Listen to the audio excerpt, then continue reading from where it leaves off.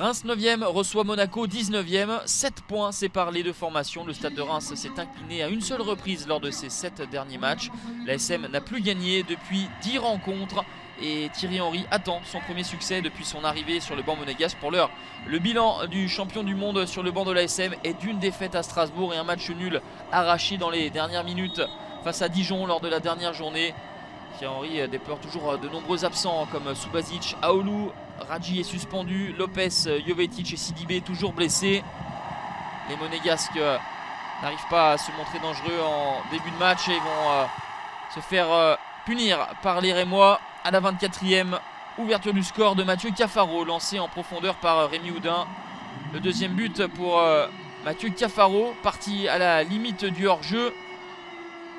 L'arbitre de la rencontre, monsieur Benelage, va faire appel à la VAR pour valider cette ouverture du score rémoise et le 8e but inscrit par le Stade de Reims depuis le début du championnat.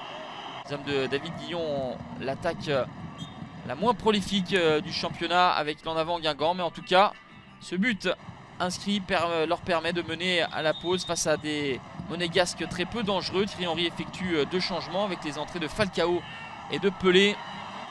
50e minute, la faute d'Alexis Romao sur Aïd Benasser.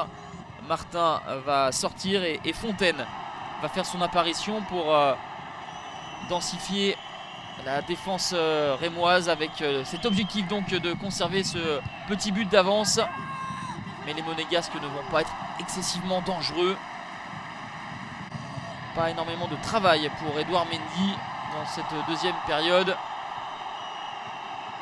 Et le bénéfice numérique des Monégasques ne va pas durer longtemps. À la 71e, le Portugais Pelé qui arrive de Rio Ave, lui qui était entré à la mi-temps, écope d'un deuxième carton jaune. Il sera resté sur le terrain à peine 25 minutes. Et voilà les deux équipes qui vont terminer cette rencontre à 10 contre 10.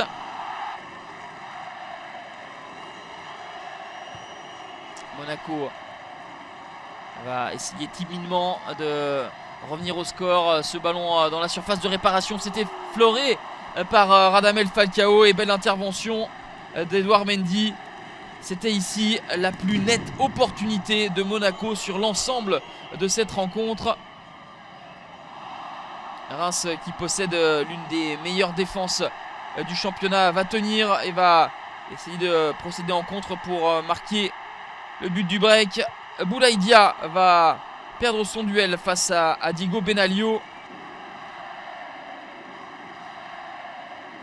La récupération dans les pieds de Radamel Falcao et derrière ça va très vite. Il perd en lucidité Boulaye Dia sur la fin de sa contre-attaque. On va rester là. Reims s'impose 1-0 et signe une deuxième victoire consécutive pour s'installer davantage en première moitié de classement. Monaco s'incline pour la 7e fois de la saison. On n'arrive toujours pas à se sortir de cette situation délicate.